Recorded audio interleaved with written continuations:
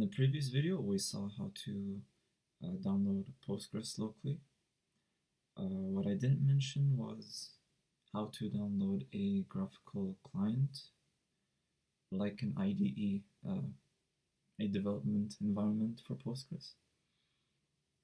And I think it'll be needed, and I think it's important as well, because without it, you will just be developing in the terminal, and depending on you, you may prefer the terminal, or you may prefer a graphical IDE style environment to interact with your Postgres database management system.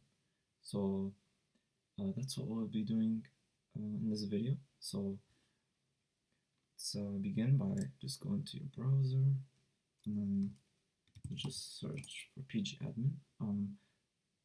There's many other clients out there, graphical clients for Postgres, but I'll just use the tool made by Postgres, I believe. Yeah, it's up to you. Maybe you want to use other software, but I'll just use pgAdmin. Okay, and you should be here. Go to download, and like I said, I can only show Mac, but I have tried Windows. Now Windows, if you downloaded Postgres on Windows, it should come bundled with Postgres. So pgAdmin should come bundled with the Postgres database management system. But I don't know now if there's other ways to download it on Windows, so maybe you will still need to download it on Windows. I'm not sure. It's been a long time, but I'll just, since I have Mac, I'll be doing it on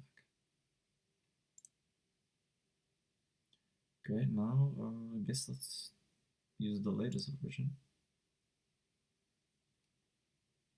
Okay, and now what you'll notice here is, if you're on a Mac, and there's two versions. You have ARM64 and then x86. For me, I'll be installing this. Now, how do you know which one to install? So, if you go here and look at about this Mac, you'll notice here that mine says Intel Core i5. So, for me, because I have Intel Core i5, I'll be using x86. So, let's do a quick search. pgAdmin version to install for Mac.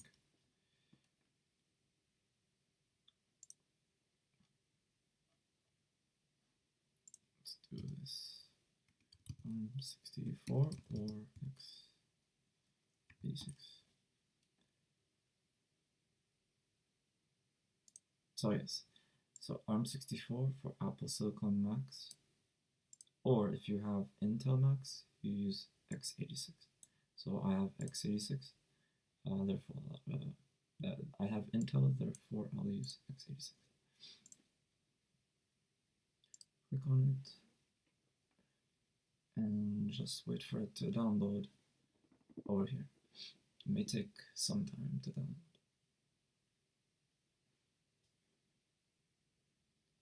Okay, now that it's downloaded, let's go here and then click on your download. Okay, and then agree, and then just wait for it to, it says verify. Wait for it to verify.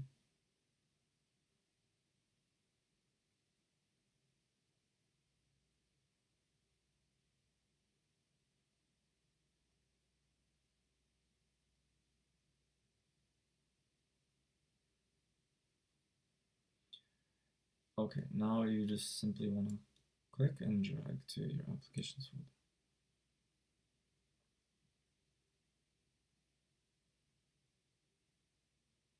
folder. Once your pgAdmin is in your applications folder, first of all, let's check here. you should have it in your applications folder. And as we said in the previous video, we downloaded Postgres. So let's first click on that. Let's close this, and let's close this. We don't need it. Let's close this as well.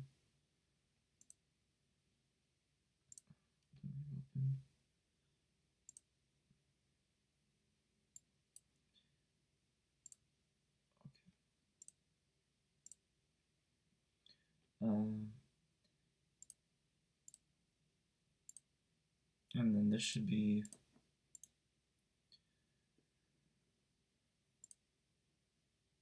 Postgres, and let's connect to it. Okay, and it should be open, and make sure everything is running. Make sure your database management system server is running and everything is good. So after that, let's quit, and then let's close it. It should be running in the background. Now what we need to do is let's go to your pgAdmin.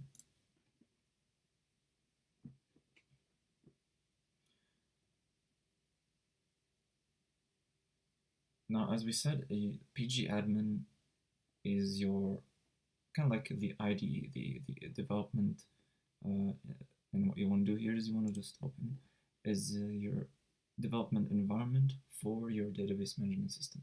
So your development environment needs to find a way to connect to your server, which should be running in the background over here. So what you want to do now is you want to add this server so you can interact with it in this development environment. So go here. Let's first check your servers is empty. You don't have any servers. So to add a server, you want to register. Here, let's name it, for example, learning PostgreSQL. And then go to your connection, your host name and address. Since everything is local, we'll just use the local host. And by default, Postgres listens on port 5432, so we'll just keep this here. Your username is Postgres, and then no password value. Now you just want to do save. And there you go.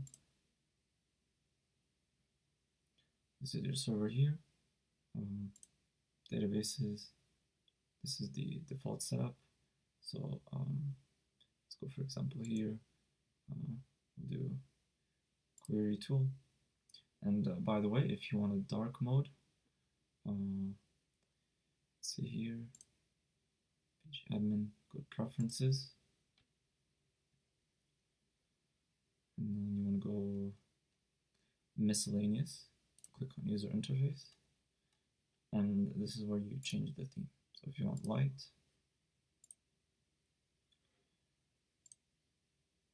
or if you want dark again, I prefer dark. So we'll just go with that. There's high contrast. Let's see what that looks like.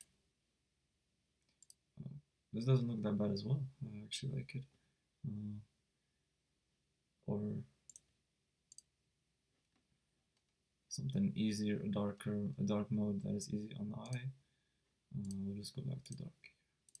So this is easier on the eye, but the other one looks cool.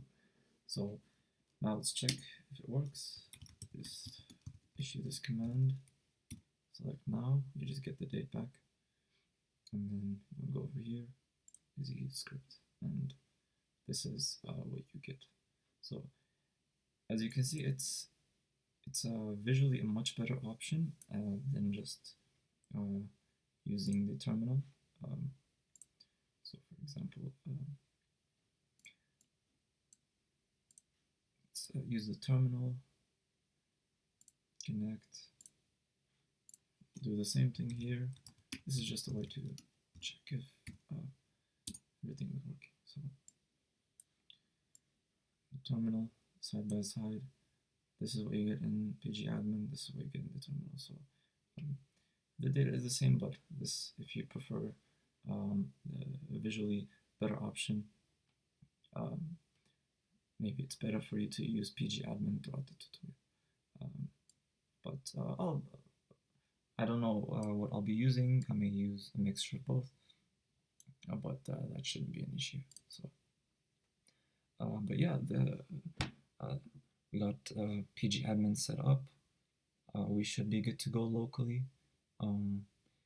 Previous video I said that we will go on to seeing how to set it up on Docker, but had to show how to set up pgAdmin locally.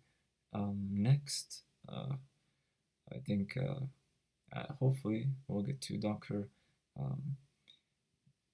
but we'll see if there's anything else that I need to show, then maybe I'll do that, but most likely not. So I'll see you in the next video.